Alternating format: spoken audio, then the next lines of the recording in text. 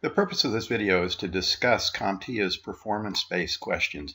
These were a recent addition to exams. I know in my original video, which was done about 10 years ago, I didn't talk about them. That's because the tests were entirely multiple choice.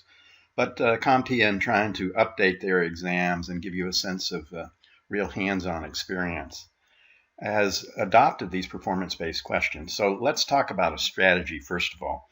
Typically with the CompTIA exams, the most recent ones, the performance-based questions are usually the first, maybe 5, 6, 7 questions on the exam. And so the recommended process here is that you simply skip them, meaning you don't focus on them until you've answered all of the multiple choice questions. This is of paramount importance because of time management. If you start going through these performance-based questions and you spend a lot of time on them, and you get to the multiple choice questions and you haven't got much time to go through and analyze and answer those questions, you're going to lose points. So it's absolutely essential that you just simply skip them and then answer all the multiple choice questions in the strategy that I've already indicated in the other video that you watched, which is that 3-stage sort of approach. So you make sure that you've answered every one of the multiple choice questions in the best of your ability relative to guessing or not guessing. If you know the answer, obviously you wouldn't guess, but if you don't know the answer, use those principles of intelligent guessing to get you through those. Now, when we get to the performance-based, those rules won't help you, because what you're going to have happen to you is you're going to be dropped into an operating system. It's a simulated operating system typically, so it's not as though you can go through and do a lot of things incorrectly, because you're going to hit barriers where you can't continue with the question. So let me open up this sample. This has nothing to do with any particular exam. I click here, and as you will see momentarily, what I get is I get an operating system. Now the challenge with the operating system that we're looking at is, and I hate this operating system, this looks like a Windows 8 sort of desktop.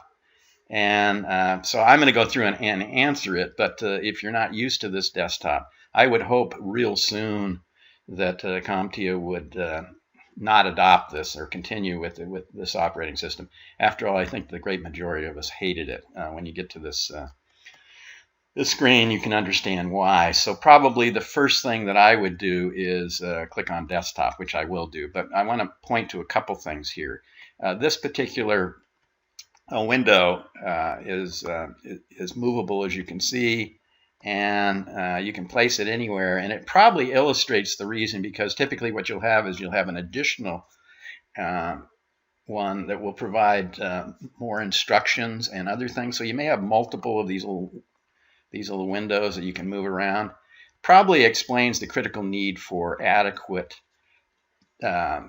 viewing space. And if you're going to a testing center and they've got 12-inch monitors, frankly, you're really going to be struggling, because 12-inch monitors will be inadequate for you. They won't work. Okay, so let's go through here and basically work on this one. So I'm going to drop into the desktop. And then what I'm going to want to do, the instructions here are, please format the D drive of this computer. Make sure you use the quick formatting option. Well, first of all, I got to find the D drive. And has it been formatted already? Is the system recognizing it? Well, probably the best place to start is to click here on computer. So I'm going to double click, and that brings up here. And as you can see, we have, and this illustrates the problem with this box, we have a C drive, we have a DV drive, and behind it back here is the D drive. And that's the one that I've got a quick format. Well, I've been around long enough to know that I go down here. Wait, let me move this one more time so it adequately illustrates what I'm doing. And then I go here and I right click and I go down, format. So I'm going to click here. And again, I've got to move this out of the way to figure out what's going on. And the instructions tell us to use the quick format. That's the checkbox here.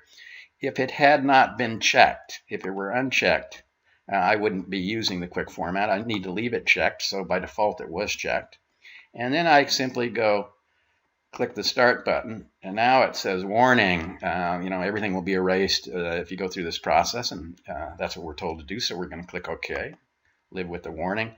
And now, as you can see, it goes through and it formats the drive and it reflects that it's completed.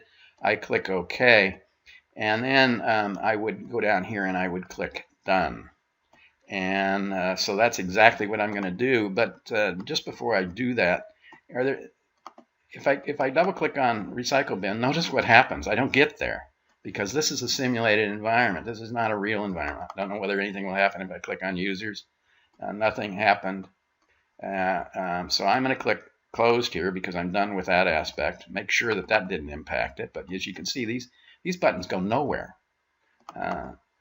So basically my choice was computer. That's kind of the way that you can find out the answer on these simulated ones. Because if you go nowhere, or you go one step and you can't go any further, that's probably not the right path for the solution. So that's basically it. I'm going to click Done and click OK. As you can see, I'm just basically done. Okay. So a couple other things that I want to tell you about this. If you go through and do a simulation and then you decide to change your mind, if you reopen it, it will come back to a reset mode and it will be back where it was originally.